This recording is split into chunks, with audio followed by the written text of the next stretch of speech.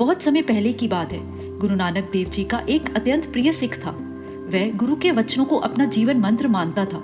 रोज अपने घर में लंगर सजाता, भूखों को भोजन कराता, जरूरतमंदों की सेवा करता। लोग उसे दुआएं देते, उसके दर से कोई खाली नहीं लौटता।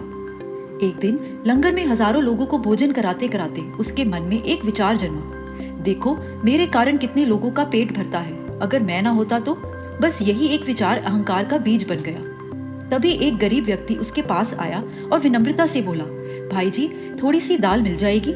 सिख ने सीना तान कर कहा, क्यों नहीं, मेरे भंडार भरे पड़े हैं, मेरे राज्य में कोई भूखा नहीं रह सकता।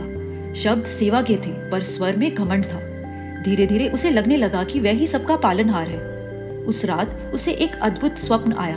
गुरु नानक देव जी उसके सामने खड़े थे। गुरुजी बोले, चलो आज तुम्हें कुछ दिखाना है। वह उनके साथ चल पड़ा। वह उसे एक ऊंचे बर्फ के ढके पहाड़ पर ले गए। चारों ओर सन्नाटा, कड़ाके की ठंड, सांस लेना भी मुश्किल था। वह कांपते हुए बोला, गुरुजी, मुझसे सहा नहीं जा रहा। गुरुजी शांत स्वर में बोले, सामने की जमीन खोदो। काफी मेहनत के बाद एक भारी पत्थर दिखाई दिया। इसे हटाओ, गुरु नानक देव जी ने कहा। उसने पूरी ताकत लगाकर पत्थर हटाया और जो देखा उसे देखकर स्तब्ध रह गया। उस कड़ाके की ठंड में बर्फ के नीचे दर्जनों चींटियां गेहूं के दाने खा रही थी। गुरु नानक देव जी ने मुस्कुराकर पूछा, क्या तुम इन्हें भोजन कराते हो? उसका सिर झुक गया। अहंकार का पहाड़ पल भर में टूट गया। उसे समझ आ गया, संसार का पालनहार कोई इंसान नहीं, केवल परमात्मा है।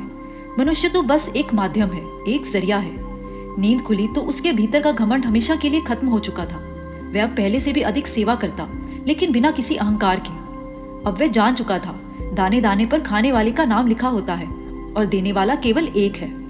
इसी बीच भाई मर्दाना जी के मन में एक शंका बार बार सिर उठा रही थी।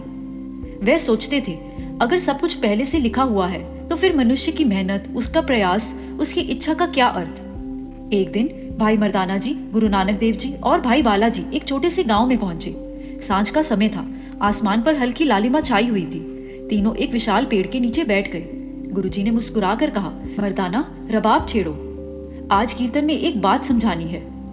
मर्दाना ने रबाब बजानी शुरू की। मधुर सुर वातावरण में फैल गए। गांव के लोग धीरे धीरे पास आकर बैठने लगे। गुरुजी ने कीर्तन में गाया, जो कुछ हो रहा है वह उसकी रजा में है। हंसी भी उसकी मर्जी, आंसू भी उसी की लिखावट। कीर्तन समाप्त हुआ तो मर्दाना के मन में सवालों का तूफान था।